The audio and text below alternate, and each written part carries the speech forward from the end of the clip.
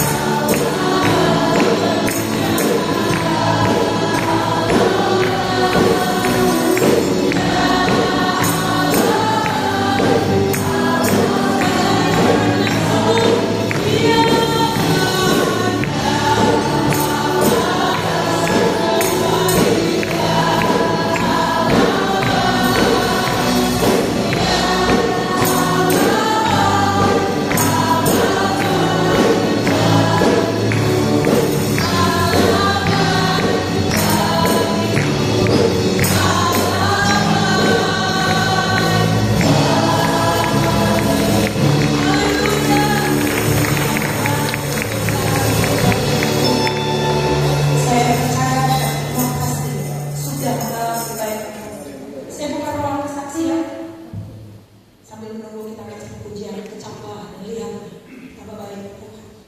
Haleluya.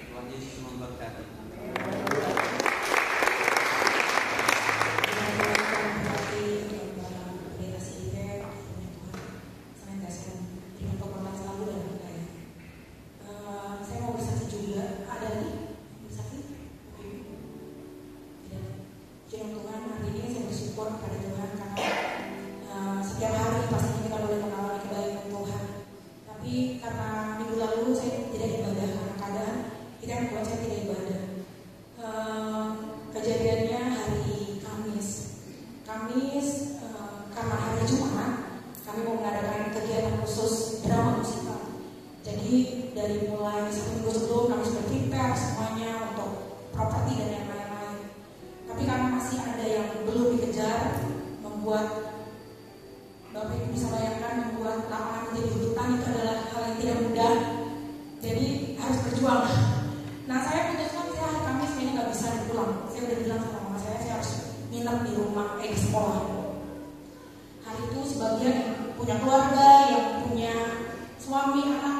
kita yang masih single 3 orang di sekolah. Kami putuskan untuk nginep.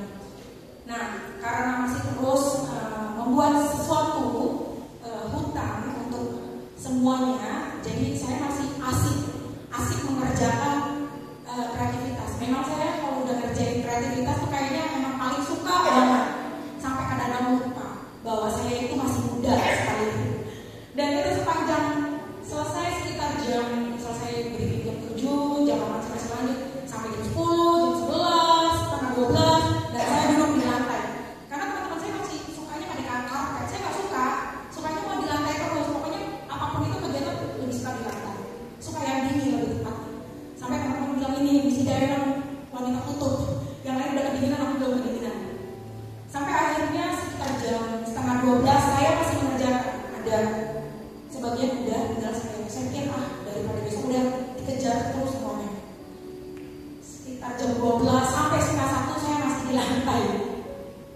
Jadi duduk di lantai, jadi yang menahan ini sebelah kanan. Jam setengah 1 saya mandi, teman-teman udah gak kuat, saya masih mandi. Jam setengah 1 gak pakai apa, pakai air dingin. Sekitar jam 1 lewat saya baru tidur, jam 1 lewat. Nah, kebetulan tadi Angel juga, kalau itu udah tidur. Terus sekitar jam 1 lewat, saya baru tidur, hampir jam setengah 2 kurang. Jam 4 saya udah bangun. Jadi kurang lebih hanya beberapa jam saja. Puji Tuhan Tuhan kasih kekuatan. Saya bangun yang paling pertama dan saya langsung mandi juga. Tapi pagi itu saya merasa kok kayak nyeri ya. Tapi saya pikir adalah biasa gitu. Sampai jam 6, jam 7 saya mulai nyeri dan semakin nyeri. Saya belum pernah ngalamin itu memang. Drama musikal sudah mau dimulai, kebetulan saya juga yang bertugas di dalam situ. Jadi saya mulai paksakan kaki saya harus tetap berjalan walaupun itu sakit sekali rasanya. Sampai jam 9 terus keadaannya semakin tidak baik dan itu semakin saya seret. Tapi saya nggak mau ditanya sama orang tua, ini kenapa kakinya? Saya tetap coba menutupi semua. Akhirnya selesai jam 10. Saya ternyata udah gak kuat. Saya bilang, Tuhan Yesus tolong, saya udah gak kuat. Karena mau berjalan pun rasanya kayak, gak tahu ya, kayak orang jalan suruh. Saya harus seret dan itu udah gak kuat. Sampai pada saat mau foto saya bilang dulu, bisa cepet gak? Saya sampai bilang bisa cepet gak? Karena udah gak kuat, kepala saya udah muter sampai kaki. Akhirnya jam setengah 11 saya putuskan, saya bilang sama kepala saya, nyerah, udah gak kuat. Teman saya mencoba untuk mengurut. Saya berpikir saya kesleo atau kecetit gitu, bangun gitu atau salah bangun atau mungkin itu gitu. Saya berpikir itu sampai saya coba bilang teman saya, coba diurut. Angel bawa salah lepas dan itu penuh salah lepas kaki saya. Tapi ternyata tidak sembuh. Setengah 11 jam 11 siang itu saya putuskan saya tidur sebentar. Saya coba meluruskan kaki saya. Tapi saya takut karena belum pernah alami ini. Jangan stroke ya gitu. Pikir apa stroke gitu. Kepala sekolah saya coba mulai bangunin saya Misida, iya, terus saya mulai tutup mata lagi. Sampai jam 12 dibangunin Misida makan, iya, saya tutup mata lagi. Saya cuma bilang iya, tutup mata. Sampai jam 1 saya dibangunin lagi, saya bilang iya, tetap iya, tapi saya tutup. Bangun itu kaki saya mulai terus merasa nyeri. Akhirnya sampai pulang teman saya bilang Misida gimana bisa. Tapi mau naik ke motor itu berjuang sekali. Dan hari Jumat itu saya berpikir pasti nanti malam akan lebih baik, saya berpikir gitu. Tapi saya punya tukang urut yang luar biasa, penuh cinta. Saya bilang sama mama saya bilang ini kaki udah gak kuat. Coba diurut lagi, coba diurut sampai malam. Tapi ternyata tambah nyeri. Sampai ketemu hari Sabtu pagi. Kakak saya sampai bilang, gak kuat ya bu, dan gitu, gak kuat. Sampai akhirnya mulai diurut kembali. Mama saya mulai urut dan mulai mendoakan. Saya tahu dia juga berseru memanggil nama Yesus untuk mencoba menyembuhkan kaki saya melalui urutannya dan minyak yang dia balurkan. Sampai hari Sabtu saya akhirnya bilang ke gereja lah. Kakak saya sampai bilang ayo ke gereja. Nggak kuat. Takutnya warawiri nggak enak juga gitu. Nanti turun lagi kayak orang jompo banget. Tapi hari Jumat itu saya juga boleh beribadah online dan saya boleh menerima firman Tuhan yang berkata buat saya. Dan sampai akhirnya sampai hari Sabtu terus saya boleh merasakan kesembuhan itu. Sampai saya berpikir ini kayaknya nggak bakal terkenal lagi di jalan gitu kan.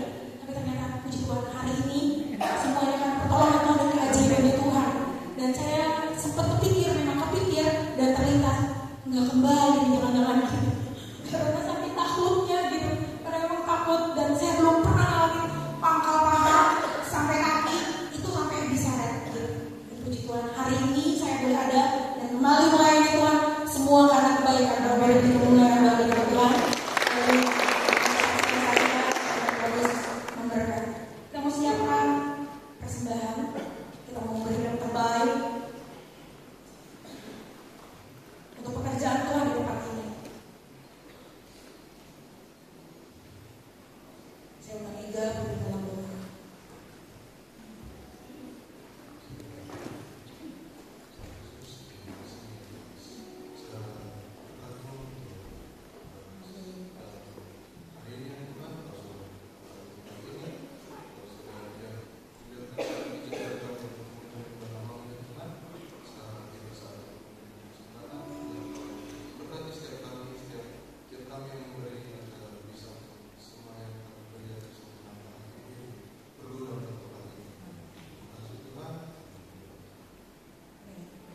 Persembahan kerohanian pujian yang kembali kecaplah dari terbaik.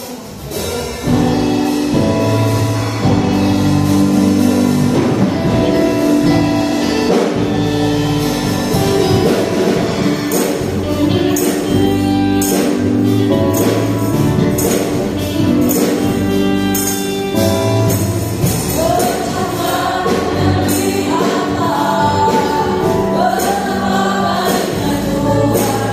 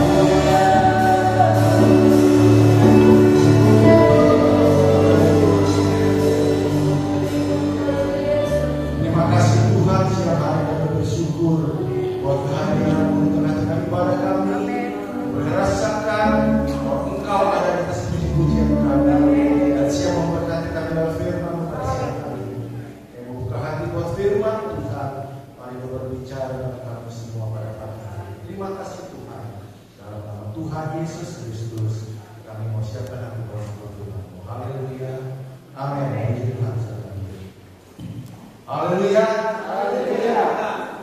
Puji Tuhan. Puji Tuhan, pada siang hari ini kita boleh kembali beribadah. Semoga karena kasih Tuhan dalam kehidupan kita. Mari pada pagi hari kita mau mendengar firman Tuhan.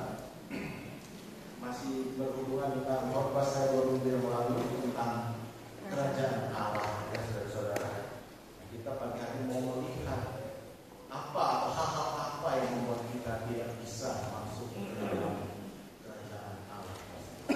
Mari kita akan mengawali pembukaan ayat pembuka kita baca di dalam Injil Matius pasal yang ke-6 ayat 33 ayat penjelasan tadi kita akan baca bersama-sama. Kita baca pada ayat 3 Matius pasal 6 ayat yang ke-33.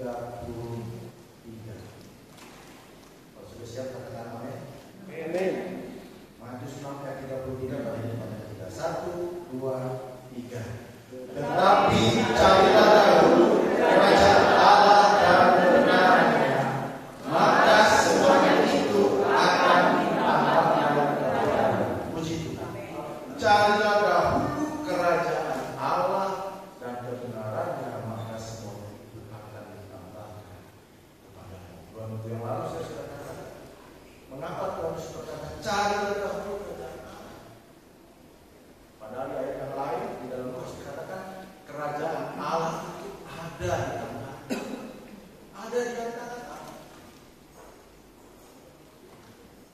Kenapa Tuhan sudah carilah dahulu kerajaan Allah? Karena memang tidak mudah bagi orang untuk menemukan kerajaan Allah. Yesus sendiri kedatangannya ke dunia, dia memberitakan Injil kerajaan Allah. Di dalam Matius 4 ayat 23, Yesus pun berkeliling di seluruh Galilea.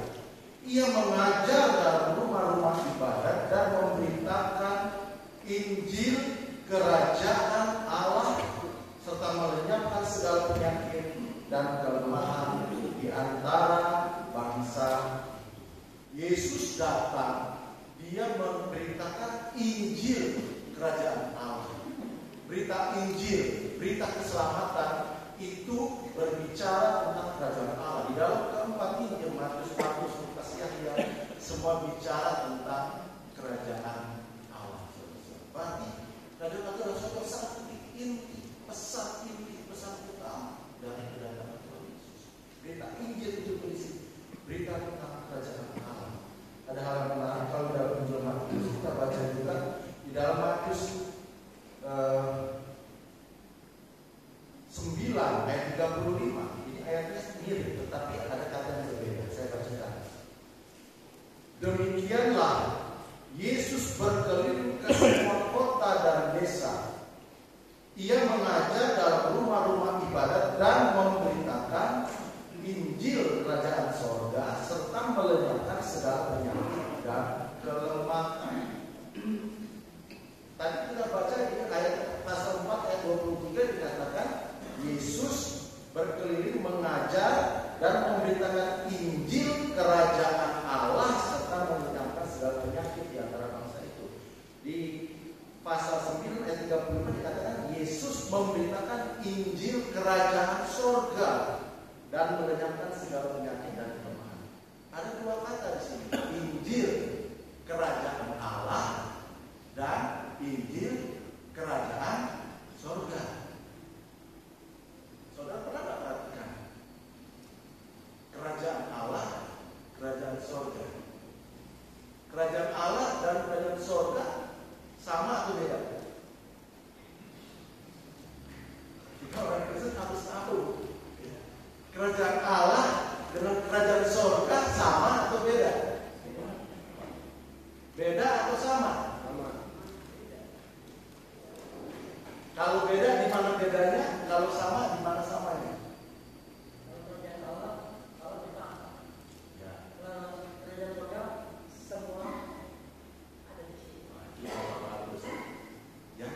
Nah saudara, kalau kita membaca Alkitab teliti, kalau saudara sudah pernah membaca Alkitab minimal membaca keempat Injil, saudara akan temukan bahwa kata kerajaan sorga itu hanya ada di Injil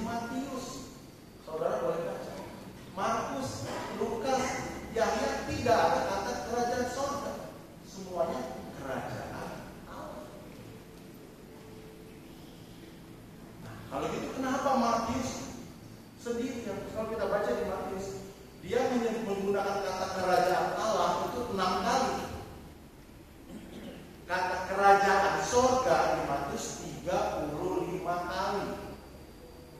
Kalau saudara baca, membandingkan tempat itu, saudara bisa tahu. Perumpamaan di dalam Injil Matius itu menggunakan kata kerajaan sorga. Perumpamaan biji sesali tentang kerajaan surga. Kerajaan surga seumpama seperti biji sesali, itu kata Matius. Markus, Lukas, Yohanes semua menggunakan kata kerajaan Allah. Kenapa Matius menulis kerajaan surga? Nah, kita harus tahu latar belakang teologisnya. Karena Matius itu, Injil Matius ditulis untuk orang-orang Yahudi. Matius itu adalah Injil yang menjembatani perjanjian lama, perjanjian baru. Di dalam Matius sangat banyak kutipan-kutipan dari Taurat dan dijelaskan dalam perspektif perjanjian baru.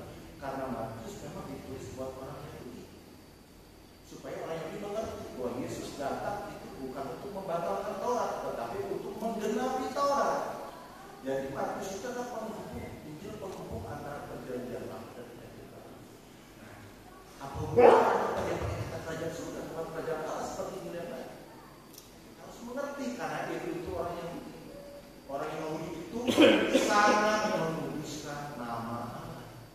Salah satu hukum berkata, jangan menyebut nama Tuhan Allah dengan sia-sia, dengan sembarang. Dalam konteks itu, makanya Pak Matius menulis kerajaan Allah, kata Allah dalam tertawa dalam yang lama Yahweh. Sebenarnya itu tidak dibunyikan Yahweh, tidak dibaca YHWH. Karena apa? Karena ada peraturan orang berkata, jangan menyebut nama Allah dengan sia-sia, dengan sembarang. Orang Yahudi juga sembarang menyebut nama YHWH itu tidak dibunyi. Mereka tidak pernah bilang Yahweh itu Yahweh. Mereka menyebutnya Adonai atau Hashem. Hanya orang-orang, mungkin orang-orang Indonesia kali yang Yahudi berbeda. Sok-sokan Yahweh, Tuhan kita Yahweh. Ada Yahweh, ada Yehova. Bahkan dulu tahun ya rasa 90-an itu sempat ada heboh. Kita nggak boleh menyebut nama Allah, harus Yahweh. Karena Allah itu bukan namanya ini. Kan sekarang pernah ada banyak orang yang merasa lebih Yahudi dari Yahudi. Sok-sokan berani menyebut nama. Bukannya salah atau tidak boleh, tentu saja boleh. Tetapi dalam konsep orang Yahudi menyebut nama Allah tidak boleh sembarangan. Makanya kata bilang atau YHWH itu tidak pernah dibaca atau spelling atau diucap. Mereka mengganti dengan kata Adonai. Nah, dalam konteks ini kita mengerti mengapa Matius tidak menggunakan kata kerajaan Allah, dia menggunakan kata kerajaan sorga. Secara prinsip sama kerajaan Allah yang kerajaan surga. Karena di mana ada Allah, di situ ada surga. Apa artinya surga tanpa Allah? Bukan surga. Ada Allah, ada surga. Kerajaan Allah, kerajaan surga sama pada hakikat. Yang membedakan adalah kerajaan sorga atau sorga itu kan konsep yang umum. Semua agama menyebut tentang sorga. Sepupu kita juga kerajaan sorga itu bicara tentang apa? Kerajaan sorga itu bicara tentang tempatnya, lokasi. Ketika Yesus dibaptis, firman Tuhan berkata, terdengarlah suara dari sorga. Berarti ada suatu tempat yang namanya sorga. Di dalam ayat dikatakan Yerusalem baru turun dari sorga. Berarti ada suatu tempat yang namanya sorga. Jadi sorga itu bicara tentang tempat, lokasi kerajaan sorga. Berarti itu tempatnya, lokasinya kerajaan sorga. Nah, sedangkan kerajaan Allah itu bicara tentang apa? Kita sudah pelajari 2 minggu yang lalu, saya sudah sebutkan kan definisi kerajaan Allah itu apa? Kerajaan Allah itu adalah tentang Roma 14 ayat 17. Sebab kerajaan Allah bukanlah soal makanan dan minuman, tetapi soal kebenaran, damai sejahtera, dan sukacita oleh Roh Kudus. Dalam doa Bapa kami, Tuhan Yesus mengajarkan, datanglah kerajaan-Mu, jadilah kehendak-Mu. Jadi kerajaan Allah itu bicara tentang kehendak Allah, tentang otoritas Allah, tentang kemauan Allah, tentang rencana Allah. Jadi kerajaan Allah itu bicara tentang situasinya, tentang kondisinya, tentang keadaannya, tentang sifat. Kalau kerajaan surga itu bicara tentang tempatnya. Nah, kita harus paham, harus mengerti. Mana yang lebih penting? Kerajaan surga atau kerajaan Allah? Semuanya penting. Dua-duanya penting. Tapi kita harus sadar bahwa kerajaan surga itu tempat. Kerajaan surga itu sesuatu yang Tuhan janjikan, yang nanti akan kita masuk. Kita akan masuk kerajaan surga. Bicara sesuatu tempat yang nanti akan kita datangi, kita masuk, menjadi tujuan kita setelah kita dipanggil Tuhan, atau setelah Tuhan Yesus datang ke ruangan kita akan masuk ke dalam kerajaan surga. Tetapi saudara, di dalam Injil Matius yang kita baca tadi, Tuhan Yesus berkata, kita baca coba di dalam Matius 12 ayat 28. Tetapi jika aku mengusir setan, kata Yesus, dengan kuasa Roh Allah, maka sesungguhnya kerajaan Allah sudah datang.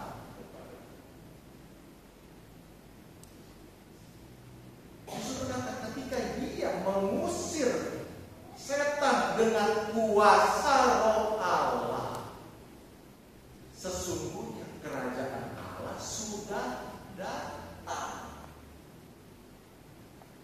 Jadi dalam konteks perspektif waktu, kerajaan surga itu nanti di masa yang akan datang. Tapi kerajaan Allah itu sudah datang. Bukan akan datang, saudara. Sudah datang. Kapan? Ketika Yesus datang ke dunia. Ketika Dia melakukan mukjizat dengan kuasa Roh Allah, Dia berkata, sesungguhnya kerajaan Allah sudah datang.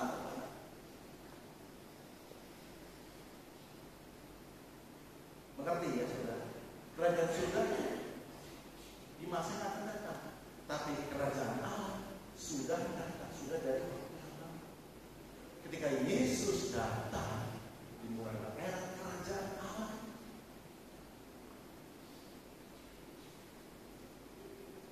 Kerajaan Allah yang didefinisikan tadi, kehendak Allah, rencana Allah, sukacita, damai sejahtera.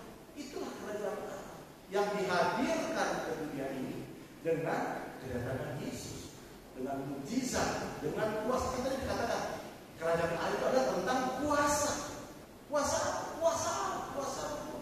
Ketika itu datang, diwujudkan dalam mukjizat yang Yesus lakukan. Kerajaan Allah sesungguhnya sudah. Artinya kerajaan itu sudah ada di antara kita, seperti yang dikatakan di dalam Injil Lukas. Ini saudara-saudara, dengan jelas disebutkan dalam Injil Lukas ketika ada Taurat yang berkata, kapan kerajaan Allah akan datang? Tuhan Yesus bilang, kerajaan Allah itu tidak ada di sana, tidak ada di sini, tidak ada tanda-tanda fisik. Karena apa? Karena kerajaan Allah itu ada di antara kami. Nah, sekarang kita mengerti kerajaan surga dan kerajaan Allah.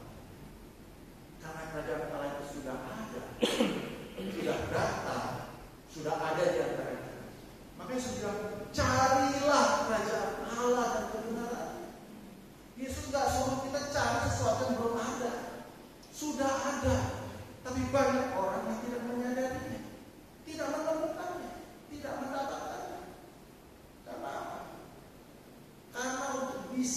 melihat kerajaan Allah itu ada syaratnya, saudara-saudara. Ada syaratnya. Tidak bisa semua orang, sembarang orang bisa melihat kerajaan Allah. Yohanes 3 ayat 3 berkata, aku berkata kepadamu, kata Yesus, sesungguhnya jika seorang tidak dilahirkan kembali, ia tidak dapat melihat kerajaan Allah. Gimana saudara mencari sesuatu yang tidak bisa saudara lihat? Tidak mungkin. Berarti ketika berkata carilah dahulu kerajaan Allah, Yesus secara langsung berkata, kamu harus dilahirkan kembali dulu supaya apa? Bisa melihat kerajaan Allah, supaya kamu bisa cari. Kalau kamu nggak lihat, kamu nggak akan bisa cari. Kita harus lahir, dilahirkan kembali, lahir baru bisa melihat kerajaan Allah. Kemarin di pemuda kita membahas tentang hidup orang Kristen. Sebelum percaya kepada Tuhan, dikatakan kita sudah mati, bukan akan mati. Sudah mati karena apa? Dosa. Karena apa? Dosa dan dosa dan kelainan. Dosa itu bisa dosa warisan, pelanggar perbuatan-perbuatan yang mendatangkan dosa. Kita sudah mati. Dan apa yang dilakukan Yesus? Dia menghidupkan kita kembali. Kita sudah mati karena apa? Karena di ayat 3, Yesus 2 ayat 3, mengikuti penguasa-penguasa kerajaan angkasa. Pemuda kemarin baru membahas. Ya, pemuda-pemuda yang ingin mendalamkan Tuhan, silakan bergabung dengan pemuda itu. Tapi ini ada saran yang mendalamkan Tuhan. Luar biasa, saudara-saudara memahami. Jadi ada kerajaan Allah, ada kerajaan angkasa, kerajaan kegelapan. Orang yang belum percaya Tuhan, yang belum lahir baru, dia mau tidak mau adalah warga kerajaan kegelapan, warga kerajaan angkasa. Dia sudah mati, bukan akan mati, saudara, sudah mati karena dosa dan kegelapan. Jadi hanya orang yang lahir baru dihidupkan kembali oleh Tuhan, dia dapat melihat kerajaan Allah. Barulah dia bisa mencari kerajaan Allah. Setelah dia bisa melihat. Lanjut ayat yang kelima. Jawab Yesus, aku berkata kepadamu, dalam ayat 5, sesungguhnya jika seseorang tidak dilahirkan dari air dan roh, ia tidak dapat masuk ke dalam kerajaan Allah. Kalau tadi tidak dapat melihat, kalau tidak dilahirkan kembali, sekarang diperjelas, kalau dia dilahirkan dari air dan roh, dia tidak dapat.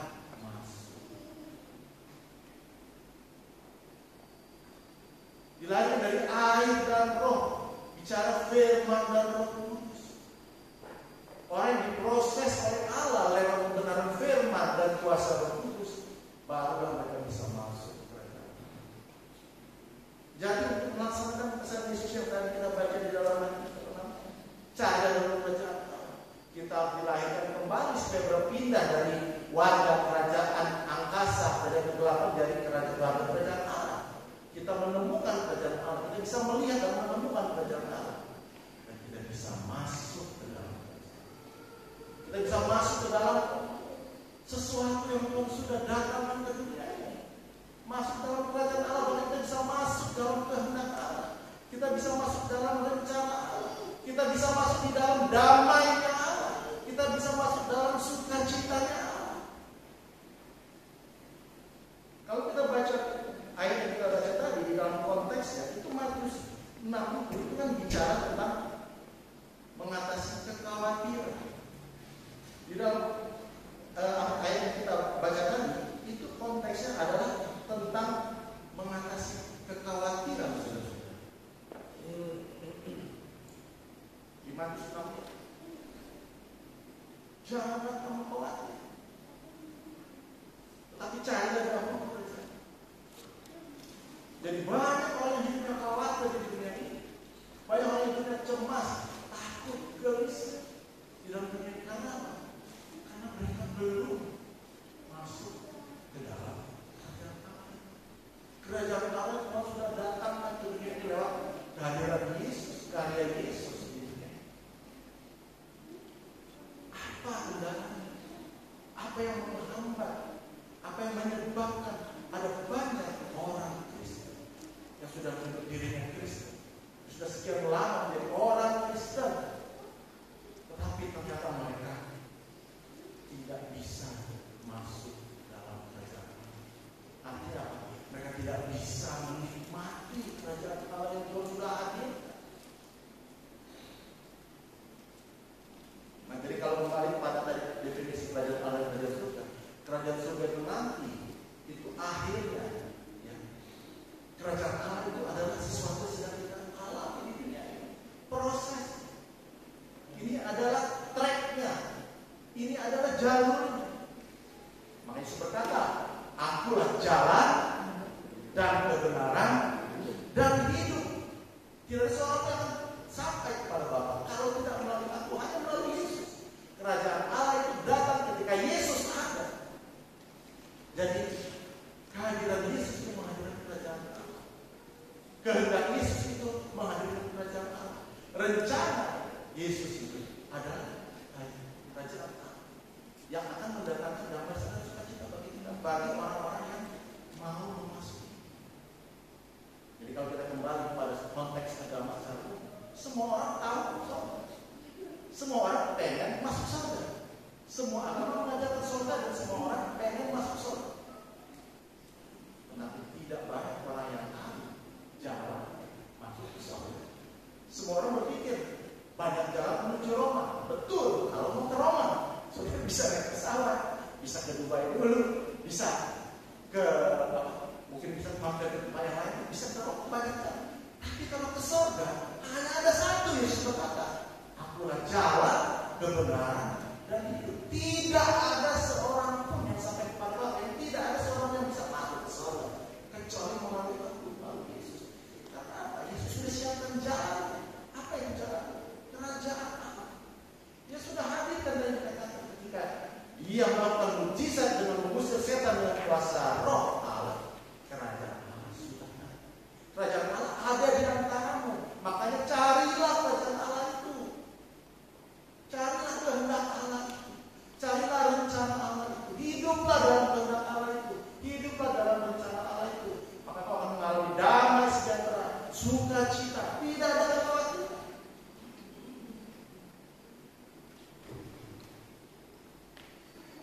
Saudara mau masuk dalam kerajaan Allah?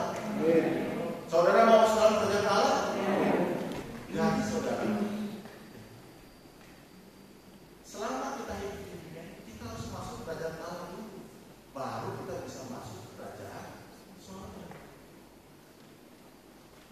Jadi nggak ada tuh kata, mungkin ada, ya mungkin kata-kata apa ya, kata-kata orang tanda kutip bijaksana dalam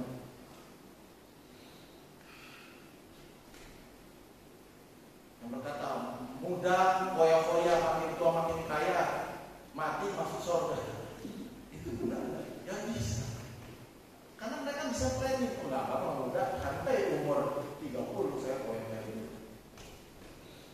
Setelah 30 sampai 50, saya mau kaya, kumpulin uang, cari uang, bisnis, segala cara sampai kaya. Setelah itu 50 ke atas, tobat. Supaya masuk surga. Tidak, saudara. Kita harus mengerti konsep Kristen tentang keselamatan itu sesuatu yang terintegrasi dari awal sampai akhir itu menjadi satu kesatuan. Nggak bisa saudara memotong-motong, memilah-milah hidup saudara dan memperlakukan masa hidup saudara seenaknya. Surga itu nggak bisa saudara target.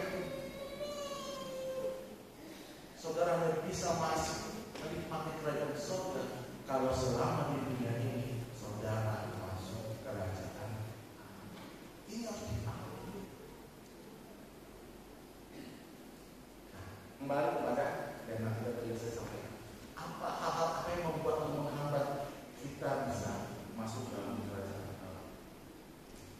Kita kembali ke bahasan kita.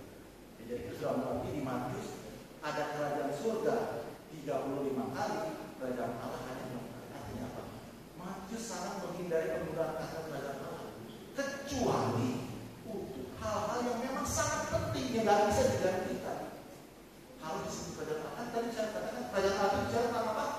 tentang situasinya, tentang kondisinya, tentang keadaannya, tentang sifatnya. Jadi kalau hal-hal sudah menyangkut keadaan, situasi dan sifat dari kerajaan Allah itu, maka dia tidak akan ganti dengan kerajaan surga. Karena kerajaan surga konotasinya hanya tempat. Semua orang bicara tentang kerajaan surga, semua orang berpikir tentang kerajaan surga, semua agama mengenai kerajaan surga. Tapi kerajaan Allah hanya ada di Kristen. Dan ketika sampai pada konsep kerajaan Allah, kata kerajaan itu, kerajaan Allah itu digunakan, ditulis kepada kerajaan Allah, tidak digunakan kerajaan surga.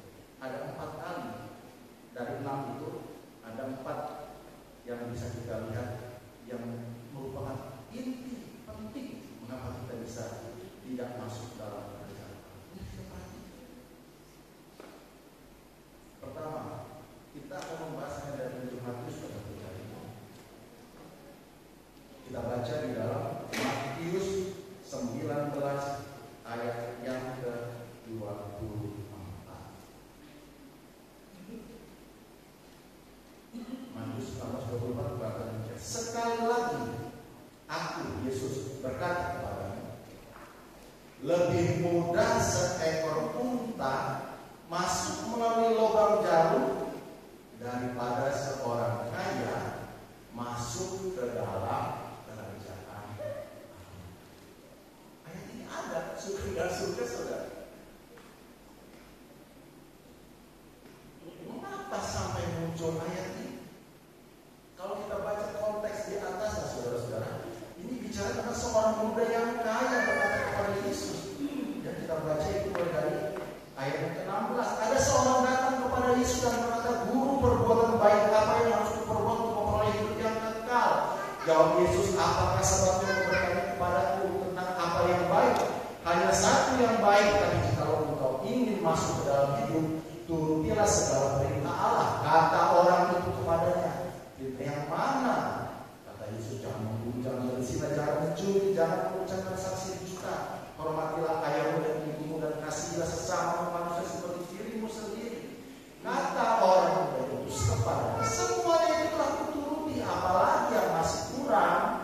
Kata Yesus kepadanya, kalau kau hendak sempurna, pergilah, jualah segala milikmu dan berikan itu kepada orang-orang miskin, maka kau akan memperoleh harta di surga.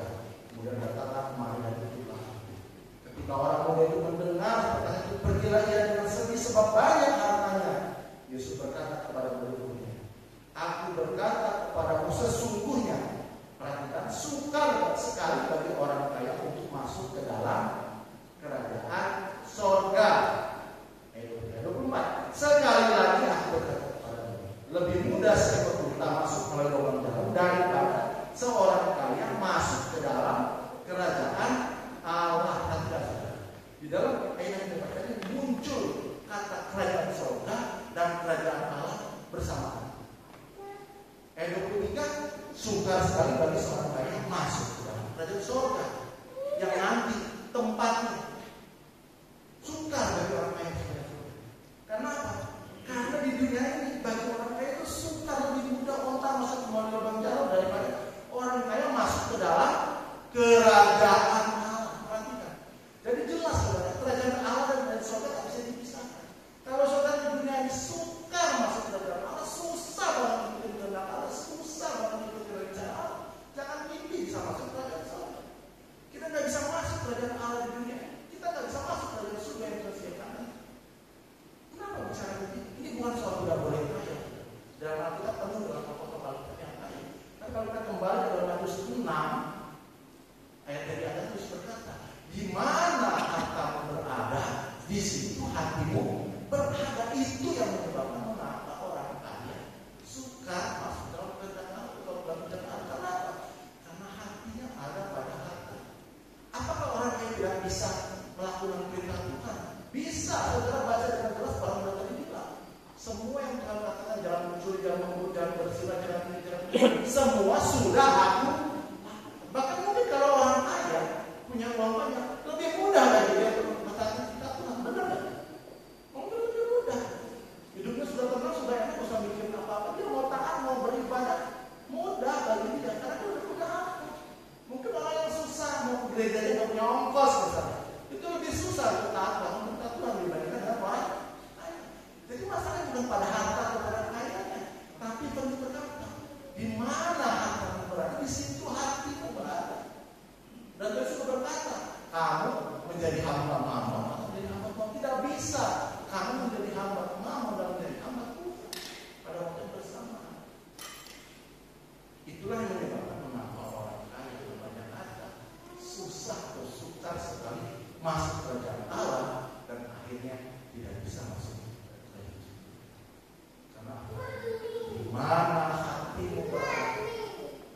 Siapa Tuhan? Hartamu, uangmu, atau Tuhan yang menjadi Tuhan? Itu kata kunci. Bukan soal banyak kata, tidak banyak kata. Di mana hati itu? Itu yang membuat orang muda dari kita suka atau susah hati karena dia banyak kata. Tapi yang menarik adalah terjadi selanjutnya. Ketika murid-murid mendengar itu, Yesus bilang sukar bagi orang kaya masuk kerajaan Allah. Ayat 25. Ketika murid-murid mendengar itu, sangat gempar mereka dan berkata, jika demikian, siapa yang dapat diselamatkan? Ini pertanyaannya agak aneh. Tapi Yesus ngerti ini pertanyaannya itu. Yesus memandang mereka dan berkata, bagi manusia ini tidak mungkin, tetapi bagi Allah segala sesuatu mungkin. Nah, ini baru terungkap apa yang ada di pikiran mereka di ayat selanjutnya, ayat 27. Lalu Petrus ini kan orangnya paling spontan. Apa ada dalam otaknya, dalam hati diucapin. Lalu Petrus mewakili suara hati yang jujur dari murid-murid. Lalu Petrus menjawab dan berkata kepada Yesus, kami ini telah meninggalkan segala sesuatu yang Engkau. Jadi apa yang Engkau mau? Nah, lalu dia kan motifnya kenapa mereka tanya? Kalau begitu tidak ada orang yang bisa diselamatkan. Kenapa benar-benar itu? Karena di otak mereka pikir, saya ini dia sudah apa enggak? Karena di pikiran mereka Yesus akan jadi raja. Saya ini pengikut-pengikutnya akan jadi perdana menterinya, menteri-menteri. Kami akan jadi kaya kalau Yesus jadi raja. Itu yang ada di otak mereka, di hati mereka. Makanya mereka tanya, mereka kaget ketika Yesus bilang orang kaya sudah masuk surga. Ih, kok gitu ya? Kalau gitu kita nggak bisa kaya dong. Mungkin dia tanya, orangnya ada orang diselamatkan. Loh, aku kan sudah orang kaya. Bahkan mereka tidak jawab. Kalau itu kalau kami bisa kaya, kami tidak diselamatkan. Mereka pengen kaya, saudara. Mereka tidak ingin kaya. Makanya Paulus pada Timotius, janganlah kamu ingin menjadi kaya. Jangan mencintai uang. Ini masalah belum apa-apa. Masih ngikut Yesus, masih melarat, jadi istilahnya masih jalan sana kemari. Sudah mikirin kalau mereka kaya nanti gimana? Makanya mereka kata, kalau gitu kami ngikut Tuhan dapat apa? Yesus jelaskan, kamu tidak kehilangan Tuhan. Sudah mengerti. Jadi bukan karena kita kaya kita jadi tidak bisa masuk kerajaan Allah dan tidak bisa masuk kerajaan Allah. Tapi di mana hatimu? Hatimu ada di hartamu atau hatimu ada di Tuhan? Itu yang menentukan kalau bisa masuk kerajaan Allah atau sekali lagi di mana hati? Di mana meletakkan hatimu? Ini kita bisa tak perkara-perkara yang secara fisik kita tidak bisa membedakan. Ini orang ini hatinya benar-benar kepada Tuhan. Kita tidak bisa membedakan. Tidak ada satu pun yang tahu isi hati. Semua yang ada di sini saya tidak tahu. Isi hati saudara-saudara tidak tahu isi hati saya. Sama di murid-murid mengikut Yesus ke sana kemari bertahun-tahun. Di otaknya pikirannya harta, pikirannya pangkat, pikirannya kedudukan. Tidak ada yang tahu. Bahkan murid-murid Yesus sekalipun. Tapi Yesus tahu. Makanya Yesus bilang, tenang, kamu tidak akan kehilangan.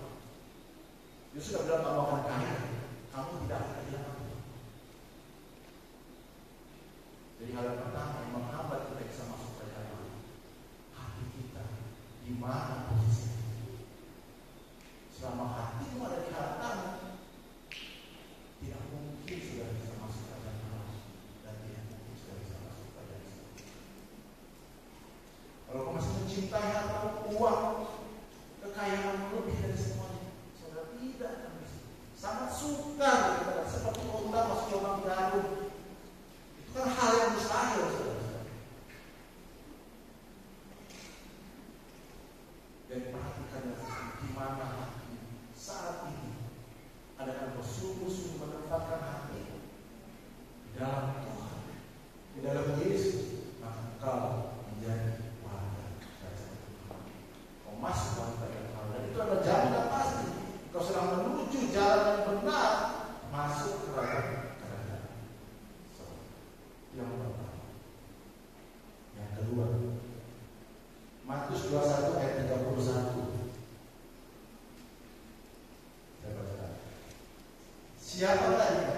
Supaya jelas ceritanya kita naik dulu ya, kita ayat 28. Tetapi apakah pendapatmu tentang ini? Seorang mempunyai 2 anak laki-laki. Ia pergi kepada anak yang sulung, kata, anakku pergi dan bekerjalah di dalam kebun anggur. Jawab anak itu, baik Bapak. Tetapi ia tidak pergi.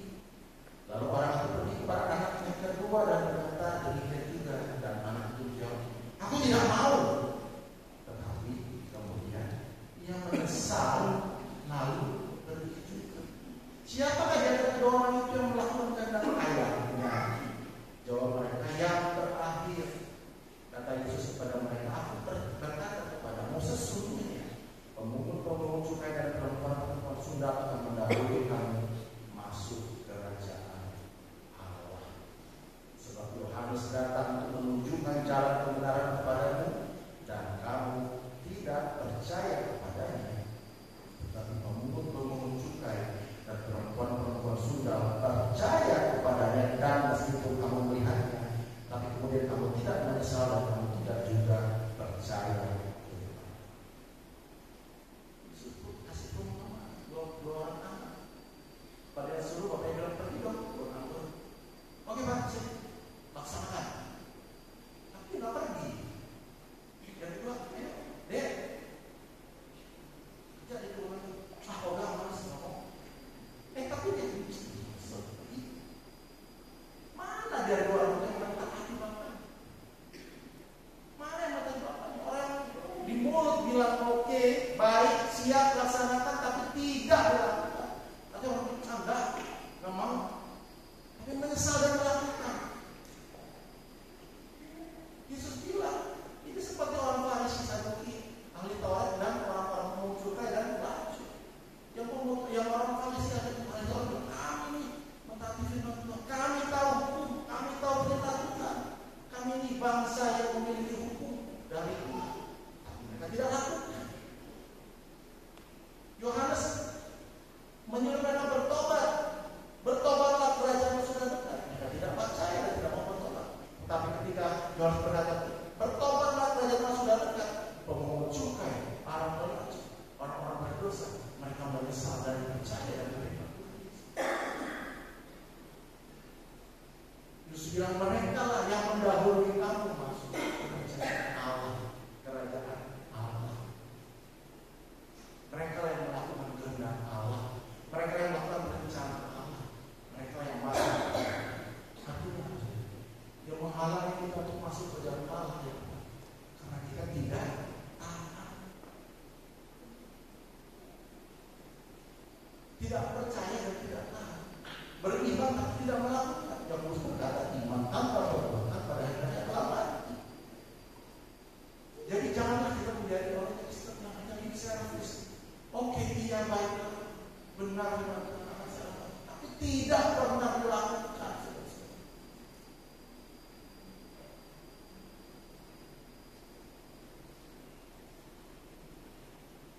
Itu yang menghambat kenapa kita tidak bisa masuk dalam kerajaan Allah. Kita tidak bisa menikmati suasana kerajaan Allah itu. Kita tidak bisa menikmati damai, tidak bisa menikmati sukacita, tidak bisa menikmati sejahtera. Kenapa? Karena kita tidak bisa masuk. Kenapa? Karena kita tidak taat. Kita cuma ngomong doang. Saya orang Kristen. Dan engkong saya sudah Kristen. Saya orang Kristen. Bahkan saya pelayan. Saya pengurus. Tapi kalau sudah tidak taat, tidak lakukan apa yang Tuhan katakan, perintahkan, apa yang menjadi kehendak Allah, karena itulah hakikat dari kerajaan Allah, itu kehendaknya, bukan kehendakmu. Rancangan bukan rancangan. Selama kau hanya kehendakmu, mau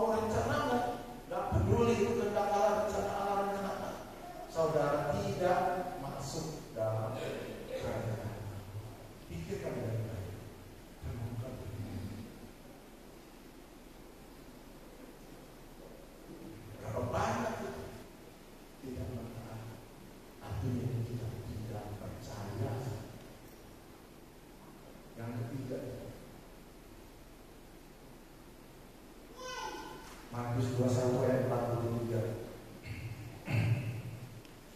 Sebab itu aku berkata kepadamu bahwa kerajaan Allah akan diambil daripadamu dan akan diberikan kepada suatu bangsa yang akan menghasilkan buah kerajaan itu.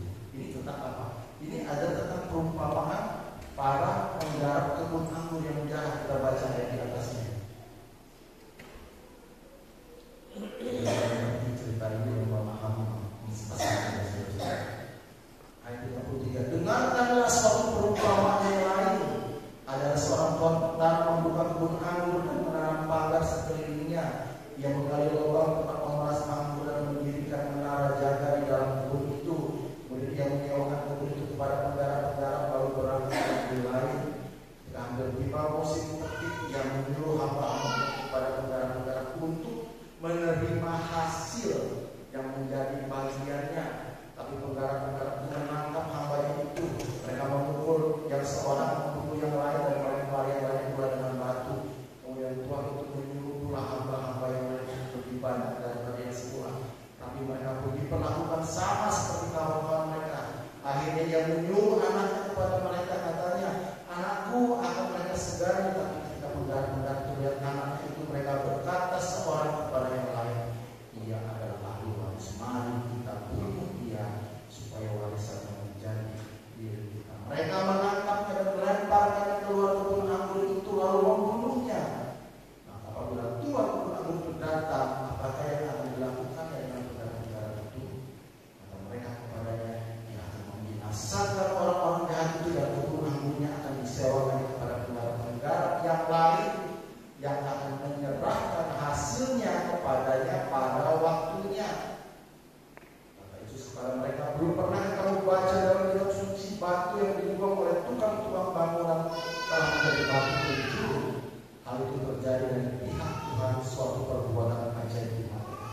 Sebab itu aku berkata kepadamu bahwa kerajaan Allah akan diambil daripada dan akan diberikan kepada suatu bangsa yang akan menghasilkan buah kerajaan.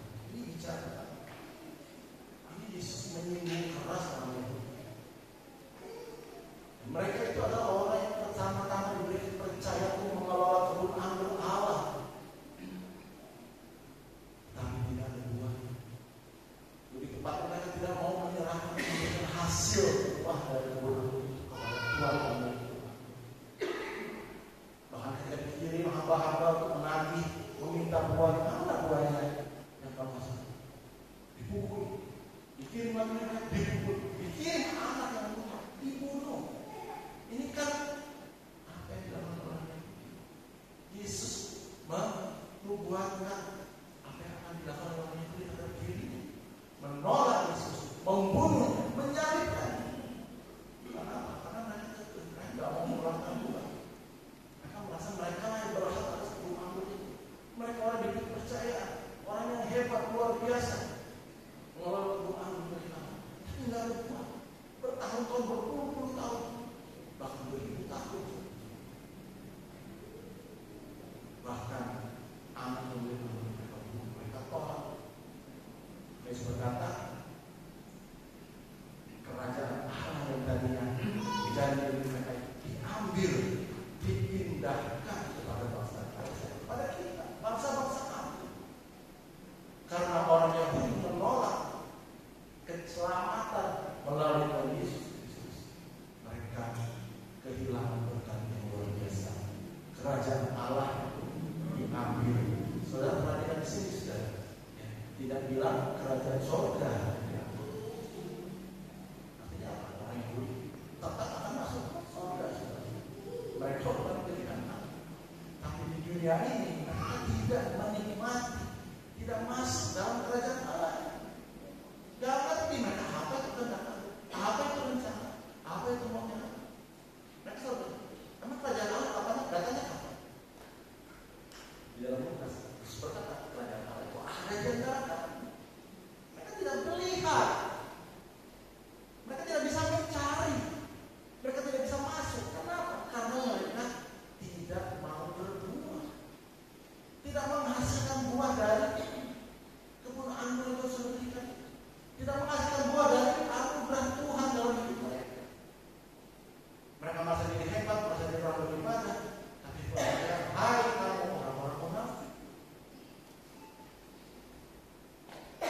Ini yang menghambat kita masuk dalam kerajaan.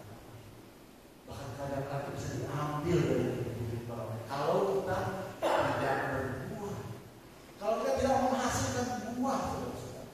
Kalau hidup kita itu begitu, ada banyak perumpamaan di dalam Injil tentang berbuah.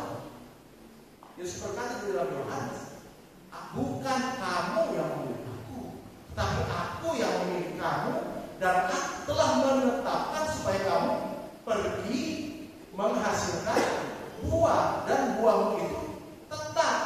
Di bagian lain Tuhan berkata, barang siapa tidak berbuah, dia akan ditebang lalu dibakar. Di bagian lain, barang siapa tidak berbuah, kapak sudah tersedia di tanganmu. Hal ketiga yang membuat kita tidak bisa menikmati kerajaan Allah, atau bahkan sudah masuk dalam kerajaan Allah, tapi kerajaan Allah itu diambil, dipindahkan karena kita tidak berbuah. Kalau kita juga begini terus jadi orang Kristen begini terus. Tuhan Yesus bilang, akulah pengaku yang benar. Kamulah cara-caranya. Setiap cara yang tinggal di dalam aku, dia pasti akan berbuah. Dan setiap yang tidak berbuah akan dipotong lalu dibakar. Nah, sekarang saudara, bagaimana hidup saudara? Apakah saudara sudah berbuah bagi kerajaan Allah? Kalau tidak, kerajaan Allah itu akan diambil dari hidup kita. Jadi bagian ini sudah membahas tentang satu aspek kerajaan Allah, sifat kerajaan Allah satu, dan bagaimana kita bisa masuk dalam kerajaan Allah. Pertama, hati kita harus terpaut sepenuhnya kepada Yesus, bukan kepada harta. Kedua, kita harus benar-benar percaya dan taat, baru kita bisa masuk kerajaan Allah itu. Bukan cuma percaya doang, lip service, tapi tidak melakukan. Saudara tidak bisa masuk kerajaan Allah. Yang ketiga, setelah saudara masuk dalam kerajaan Allah itu, saudara harus berbuah. Kalau tidak berbuah, kerajaan Allah akan ditarik, diambil dari saudara. Kalau saudara tetap hidup dalam kerajaan Allah, ada kewajiban, taat pada kehendaknya, taat pada rencana, ada hak, ada rewardnya, damai sejahtera, sukacita, ketenangan. Saudara mau hidup dalam kerajaan Allah, saudara masuk dalam kerajaan Allah, lakukan. Di mana hati berkata, periksa sungguh-sungguh. Apakah kamu sudah percaya dan taat? Dan apakah kamu sudah berbuah bagi kerajaan Allah? Maka kita pergi di hal ini. Ya Tuhan, boleh berdoa. Ada satu lagu yang berkata, kerajaanmu datanglah, kehendakmu jadilah di bumi seperti di surga. Kita anak-anak menjadi ini lagu lama, ini sudah lama kita nyanyikan, tapi ada slide-nya bisa ditunjukkan supaya kita sama-sama bernyanyi. Haleluya. Ialah lewat lagu kita boleh merenungkan sungguh-sungguh arti kerajaan Allah itu, supaya kita boleh sungguh-sungguh merindukan, memperjuangkan masuk dalam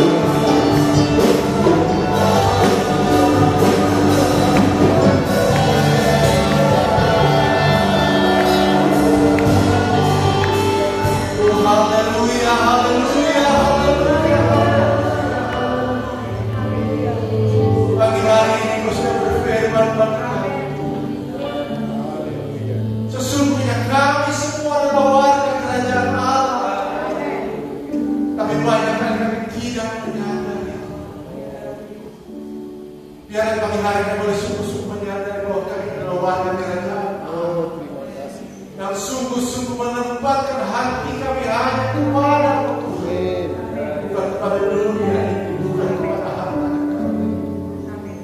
Yang sungguh-sungguh percaya dan taat melakukan perintah dan kehendak.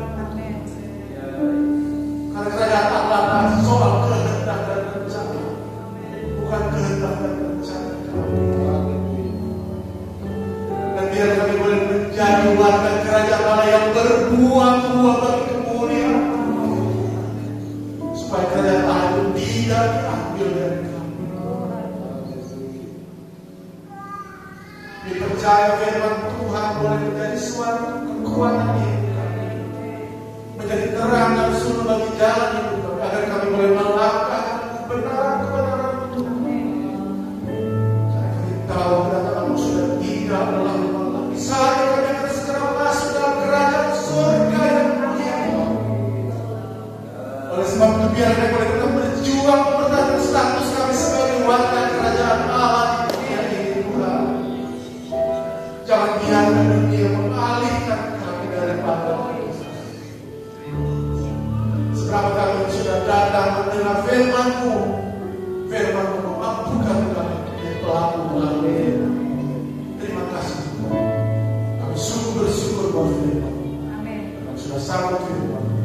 Dalam nama Tuhan semua yang percaya. Amin. Puji Tuhan, silakan duduk. Kita akan persembahan. Kita nyanyikan Tuhan Yesus baik, sungguh baik bagi Allah yang baik.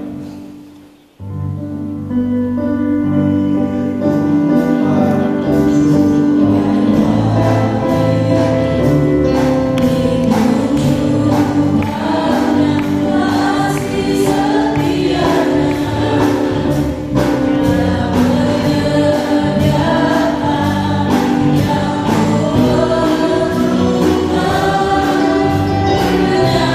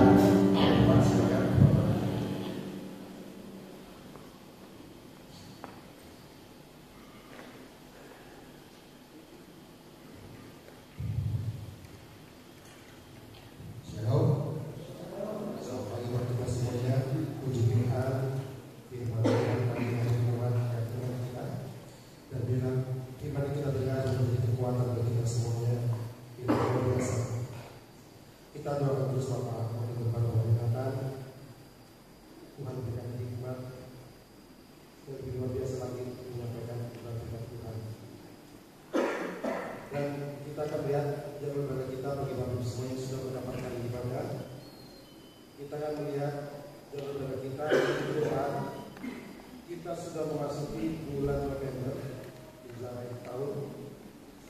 Minggu pertama ibadah pagi Saudara Yedi oleh Ibu Bapak Ibu Haryono, Terima tamu Ibu Yedi. Untuk yang ibadah sore hari Saudara Ibu Yansi, Terima tamu Madulan. Untuk ibadah kaum wanita hari Selasa tanggal 2 Oktober jam 3 sore, Son Murid dari Kita Budi Renungan Yedi, ujian penyembah dan doa puasa. Mereka perjamuan kita dan juga perjamuan kasih. Untuk hari Jumat ibadah kaum pria, musik leadernya Saudara Fidel, musik Bapak Rudi, Bapak Dewi, ayat emas Bapak Yusuf Bangun, kolekta Bapak Agus Suwanto, Tuhan dilayani Bapak Yohanan. Dan berikutnya yang akan mengucapkan selamat tahun pertama Bapak Herman Mandalagi, Adi Lulu Maria, yang ketiga Saudara Yohana, keempat Ibu Hidro